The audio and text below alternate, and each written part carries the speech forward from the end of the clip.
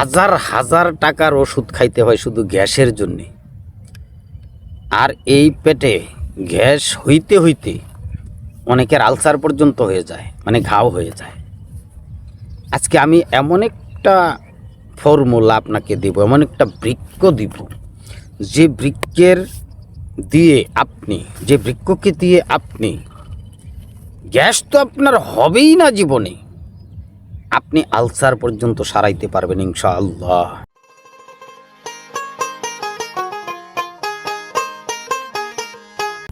আসসালামু আলাইকুম। ওয়ালাইকুম আসসালাম রহমতুল্লাহি ওয়া বারাকাতুহু।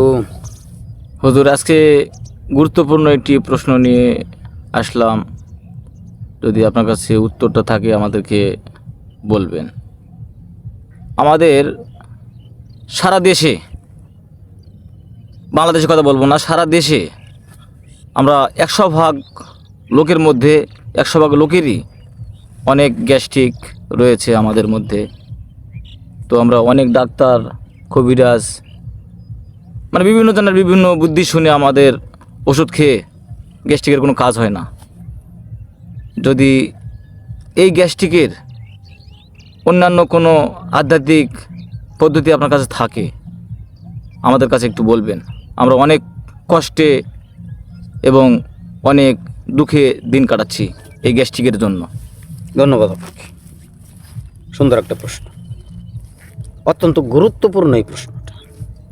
কারণ গ্যাস পেটের ভিতরে নাই এরকম ব্যক্তি মনে হয় কম আছে। আমাদের প্রতিনিয়ত গ্যাসের ট্যাবলেট, ক্যাপসুল, সিরাপ খেতে হয়। তো এই যে সমস্যাটা আমাদের মাঝে, আমাদের পেটে হয়, এটার মধ্যে আমাদেরও কিছু অলসতা রয়েছে, আমাদেরও কিছু দোষ রয়েছে। তো যাই হোক, আপনার এই প্রশ্নটাকে আমি সুন্দরভাবে সমাধান করব, আর সুন্দর পরিপাটি একটা ঔষধ আপনাকে দেব। যেই ঔষধটা যদি আমরা খেতে পারি, তাহলে গ্যাস্ট্রিক তো দূরের কথা, পেটের ভিতরে যদি আলসারও হয়ে থাকে সেটাও ভালো হয়ে যাবে ইনশাআল্লাহ তাআলা। একটা পয়সাও আপনার খরচ নাই, একটা পয়সা আপনার খরচ হবে না। আপনি শুধু এই পাতাটা রস করে খাবেন, শুধু একটা পাতা রস করে খাবেন। আপনার গ্যাস্ট্রিক, আলসার, পেটে ব্যথা, পেটে ঘাও একদম থাকবে না, একদম সাপা। তবে তার আগে, কেন আমাদের এই সমস্যাটা হচ্ছে, আমরা এই গ্যাসটা কেন বানাচ্ছি? প্রথম কথা হয়েছে, আমাদের একটা অলসতা আছে যে আমাদের এখন টয়লেটের ব্যাগ হয়েছে, এখন বাথরুমে যেতে হবে, কিন্তু বিভিন্ন কাজের কারণে আমরা যেতে পারছি না। ওইখান থেকে একটা গ্যাসের উৎপত্তি হচ্ছে, তখন আমাদের পায়খানা কষা হয়ে যাচ্ছে, ওখান থেকে গ্যাস হয়ে যাচ্ছে। আবার দেখা যাচ্ছে আমরা অনিয়মিত খাবার খাচ্ছি। অনিয়মিত মানে আমাদের খিদা লেগেছে, এখন 1টা বাজে আমাদের খাওয়া প্রয়োজন, লাঞ্চ, কিন্তু আমরা এই খাবারটাকে একদম 3টে 4টে পর্যন্ত নিয়ে যাচ্ছি, ওইখানে আমাদের পেটে গ্যাস হচ্ছে। আমরা অতিরিক্ত ধূমপান করছি, ওইখান থেকে আমাদের পেটে গ্যাস হচ্ছে। আমরা চা খাচ্ছি অতিরিক্ত, গরম চা, সেই জন্য আমাদের পেটে গ্যাস হচ্ছে। ইদানিং দেখা যাচ্ছে যে আমরা একটা গরুর মাংসের দোকানে যদি যাই, সিরিয়াল দিয়ে মাংস কিনতে হয়, প্রচুর পরিমাণ গরুর মাংস আমরা খাওয়া শিখেছি, সেখান থেকেও আমাদের গ্যাস হচ্ছে। তো এত কিছুর মাঝে আমাদের এই দেহটা সুস্থ রাখার কিন্তু দরকার আছে। আর এইটা সুস্থ রাখার জন্য আমি একটা গাছ আপনাদেরকে দিচ্ছি, সেই গাছটা আপনারা পাতাটিকে রস করে সেবন করবেন, ইনশাআল্লাহ তাআলা ভালো হয়ে যাবে। এর ভিতরে আপনাকে সকালে ঘুম থেকে উঠে একটু পানি সেবন করতে হবে। পানি খাওয়ার কোনো বিকল্প নাই, আমাদের প্রত্যেকটা মানুষের জন্য পানি খাওয়ার কোনো বিকল্প নাই। আমরা যদি খালি পেটে পানি খাই, আমাদের শরীরে গ্যাস হবে না, আমরা যদি খালি পেটে পানি খাই। আজকে থেকে আমরা সবাই খালি পেটে পানি খাবো, খালি পেটে পানি খাবো। এখন কথা আছে যে আমরা খালি পেটে পানি খেলাম, গ্যাস আর হইল না, কিন্তু যাদের হয়ে গেছে তারা কি করবে? যাদের হয়ে গেছে তাদের জন্যই তো আমি এই গাছটা নিয়ে এসেছি। এই গাছটা আপনারা রস করে খাবেন। এই গাছটা রস করে কখন খাবেন, কিভাবে খাবেন আমি বলে দিচ্ছি। এই গাছটাকে রস করে আপনারা সকালবেলা খালি পেটে খাইতে পারেন, বিকালে আসরের নামাজের পরেও খাইতে পারেন। তো সবচেয়ে ভালো সকালবেলা খালি পেটে যদি খান সবচেয়ে ভালো।